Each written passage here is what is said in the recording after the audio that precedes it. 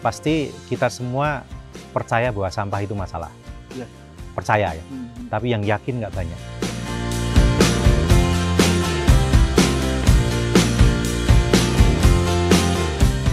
Ya. Nama saya Jos Handani, asalnya dari Muntilan, tapi sudah di Jogja tahun 90, sudah ada di Jogja dan KTP sekarang dari Jateng ke DIY. Saya sebetulnya, itu tadi kalau KTP seniman, saya seniman pertunjukan, tetapi saya juga di pariwisata, dan sekarang konsentrasinya kepada lingkungan, karena mau nggak mau kita nggak lepas dari lingkungan. Dan saya punya anak 4 saat ini, dan mereka semua juga sudah belajar bagaimana bisa hidup dengan lebih berkelanjutan. Halo Om Joy, sehat Om ya? Sehat, sehat. Jadi kita terima kasih banget sebelumnya. Sama-sama. Beri kesempatan untuk main-main ke tempat Om Joy ini.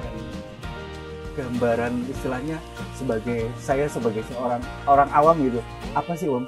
Itu sustainable living itu. Sustainable living itu sebetulnya cara kita hidup dan berkehidupan yang mempertimbangkan keberlanjutan. Gitu. Kita bicara keberlanjutan ya nggak lepas dari alam. Yeah. Ada siklus alam. Dulu dikenal ada zaman batu, zaman besi, zaman es dan segala macam. Kemudian revolusi industri muncul, pemanasan global terjadi, dan dikatakan kalau pemanasan global semakin memanas dan pada titik panas yang paling panas ya akan menjadi es. Bisa jadi nanti kita kembali ke zaman es. Karena dunia kita seperti ini. Sebetulnya sustainable living itu bagaimana kita mempertimbangkan kesadaran kita bahwa hidup ini tuh berkelanjutan. Untuk siapa? Kan tidak hanya untuk angkatan kita. Tidak hanya untuk satu generasi 50 tahun. Kita tahu bahwa perjalanan hidup kita sudah, bahkan sejarah-sejarah ilmu pengetahuan mengatakan bumi sudah usia miliaran tahun. Kalau ya paling ringan dalam sustainable living, maksudnya hidup yang eko kan maksudnya gitu kan. Bagaimana si ibu itu tahu mana yang dibutuhkan dan mana yang diinginkan oleh seluruh keluarga itu. Nggak cuma, kan juga ada ibu-ibu yang kalap ya. Wah, aku tuku iki, padahal rumah mesti itu tuh butuh gitu. Belum mesti itu cuma kayak apa, lapar mata, mumpung punya duit dan sebagainya. Nah, bagaimana ibu itu bisa memilah, kamu itu butuh nggak sih sebenarnya, seberapa persen kamu butuh, seberapa penting kamu butuh, dan seberapa urgent kamu membutuhkan itu, kayak gitu. Sehingga kalau menurut saya gini aja deh, kita tanya semua orang, teman-teman juga yang melihat ini, pasti kita semua percaya bahwa sampah itu masalah. Percaya ya, tapi yang yakin nggak banyak. Ini aja kita udah bingung, maksudnya gimana ini? Percaya tapi yang yakin nggak banyak. Ya kalau percaya nggak percaya gimana? Orang kayak di Jogja berapa kali kita punya darurat sampah. Artinya bahwa itu masalah. Sampai di sana ditutup berarti masalah, ada masalah nih kan gitu kan. Tetapi bagaimana kemudian kita bisa yakin? Bedanya kalau kita yakin, itu kita mengubah gaya hidup kita. Kalau kita yakin. Berarti kalau Anda belum mengubah gaya hidup, Anda baru percaya saja bahwa sampah masalah. Tapi Anda nggak yakin. Nah, sehingga Indonesia, saya pikir ya seluruh dunia ya mungkin. Tapi kalau kita bicara Indonesia, kan ada data-data yang penelitian terakhir itu ada 5 negara yang top 5 negara di dunia yang paling banyak menyumbang sampah plastik. Cina, Indonesia, Vietnam, Filipina, Sri Lanka. Saya nggak tahu Vietnam sama Filipina mungkin kebalik atau saya lupa. Tetapi 5 ini yang pasti, dan semuanya negara di Asia. Ya kita emang melihatnya gini karena wah, pohon masih banyak pohon kok, aku masih bisa bernafas. Tapi kita tahu nggak, nafas udara yang kita masukkan kita sekarang ini sudah tidak sebersih dulu gitu loh. Sudah ada mikroplastik, ada karbon-karbon yang dari knalpot, dari pembakaran apa segala macam, itu sudah mulai masuk ke situ. Kecuali kalau kemudian itu bentuknya semuanya nano ya, itu beda. Tapi kan nggak seperti itu. Sehingga Indonesia sendiri sudah mulai kan sebetulnya ada banyak gerakan-gerakan, hanya pada sentuhan law enforcement atau penegakan hukumnya saya pikir masih belum tegas. Contohnya begini, apakah benar kita membuang limbah atau sampah ke sungai itu betul-betul orangnya kita tindak. Kalau itu misalnya, taruh kata gini, orang punya pabrik tempe aja yang kecil aja, mungkin juga pasti akan dibuang ke sungai, kebanyakan ya, saya nggak bilang semuanya. Nah, karena plastik itu sendiri juga kita bicara plastik, plastik sendiri kan bahan utamanya kan dari minyak bumi. Dan kita tahu tuh minyak bumi itu tidak bisa terbarukan, bisa tapi jutaan tahun menjadi fosil kemudian muncul ke situ. Hanya saja itu kan terhitung ya susah didaur ulang gitu kan, sehingga membutuhkan waktu yang sangat panjang. Nah, plastik itu kenapa makanya gampang dibakar, ini salah satu gandengannya. Oh, makanya kok gampang dibakar karena dari minyak. Minyak kan bahan bakar gitu loh. Sehingga dari situ ya kita lihat sekeliling kita aja lah di Indonesia. Tadi saya contohkan berapa kali Jogja darurat sampah. Makanya jawabannya dari dulu saya selalu bilang bahwa jawaban dari masalah sampah itu sebenarnya satu, ya perubahan mindset dan gaya hidup. Apa itu kesejahteraan ekonomi? Ya bagaimana kita berbisnis tapi kita tetap ada unsur, ya kita punya untung, jangan sampai merusak lah. Karena semua produk yang kita ada itu semuanya dari alam. Tidak ada yang tidak pakai unsur alam. Ini kalau ada teman-teman yang nonton, boleh di komen, oh ini bukan dari alam. Saya akan jawab, pasti dari alam dah. Mineral alam yang dikelola dibentuk jadi satu produk. Semuanya dari alam. Nggak ada yang kita lepas dari alam.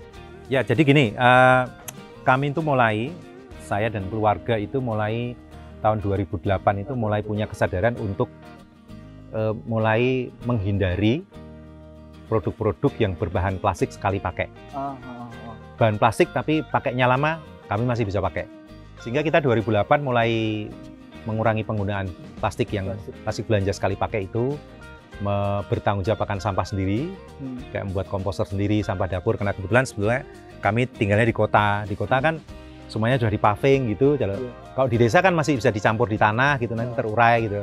Kalau di sana kan sebelum terurai karena tidak ada tanahnya langsung, waktunya lebih lama dan bau, pasti tetangga akan komplain kan. Sehingga kami berkeputusan untuk membuat pasta gigi sendiri.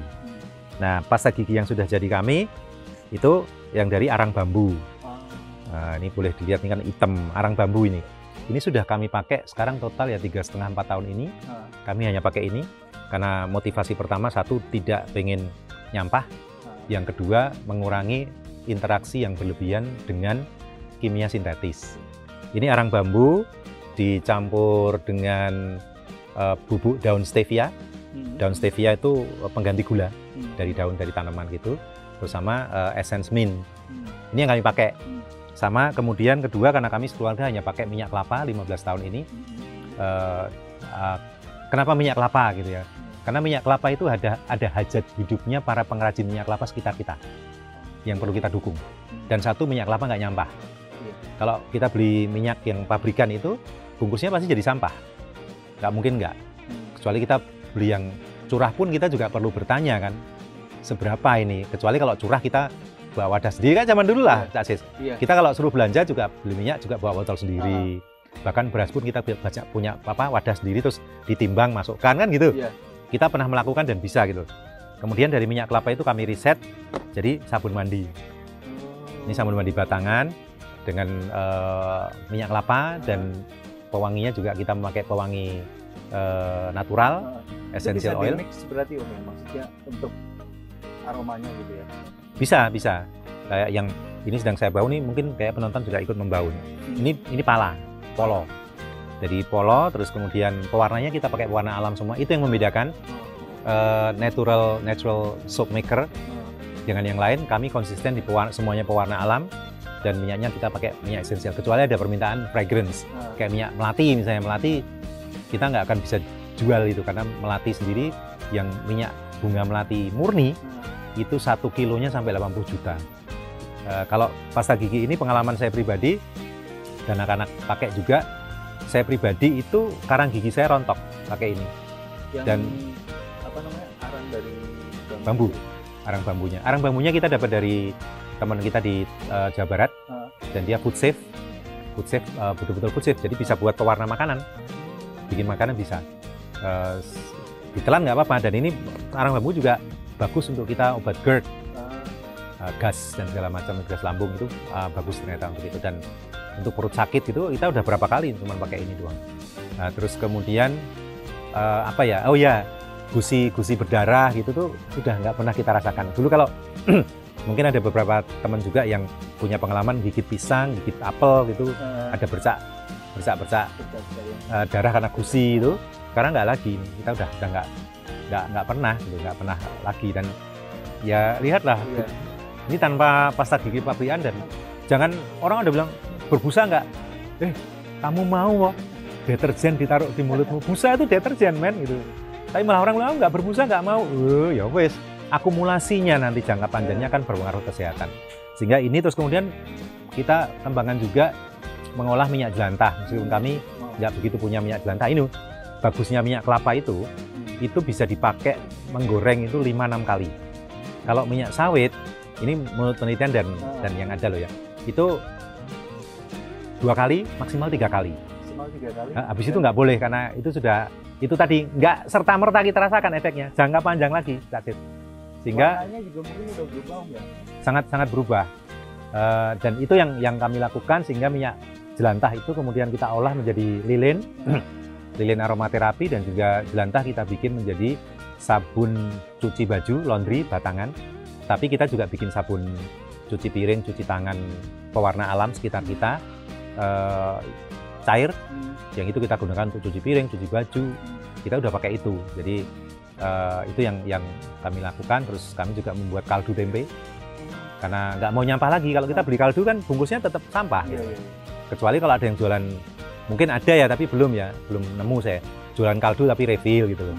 Sekarang banyak muncul kan, ada namanya box store, ada refill station. Itu salah satu gerakan-gerakan yang kemudian menjadi satu gerakan yang semakin luas. Box store itu sebenarnya ke toko kita zaman dulu, Mas Yes. Semuanya refill, kita bawa wadah sendiri. Aku mau beli kacang gitu kan, ya udah kita bawa wadah sendiri. Atau kalau pakai wadahnya di situ ya bayar. Harusnya semahal itu. Kita seharusnya ya. Semahal itu untuk menjaga kelestarian bumi. Kita memang kebanyakan males. Alah, repot banget, udah pakai plastik aja sekali pakai. Kita tahu plastik itu terurainya 200 tahun katanya. Karena belum terbukti, kita belum ada 200 tahun nih. Coba kalau 200 tahun ya, kita udah nggak ada, cucu kita mungkin udah nggak ada, itu masih ada berapa generasi itu, dan plastiknya masih ada loh. Gitu kan, sehingga ya itu tadi, dan plastik itu tidak terurai, Kak Des. Ini teman-teman juga harus tahu, plastik itu tidak terurai. Yang harus ingat benar ini. Dia bilang kan plastik itu akan terurai 200 tahun. Enggak, bukan terurai, terpecah menjadi mikroplastik.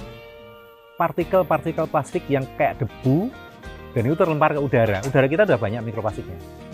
Terima kasih buat Om Jos. Ya, sama-sama. Semoga selalu sehat, yang jelas. Yang penting sih itu selalu sehat, biar Om itu lebih bisa melakukan sesuatu hal yang keren-keren di luar sana. Wah, semua orang bisa melakukan, asal mau, nggak males. Ya, kita doain Om Jos selalu sehat, yang jelas. Terima kasih. Terima kasih banget. Sama-sama. Dan bisa selalu ketemu.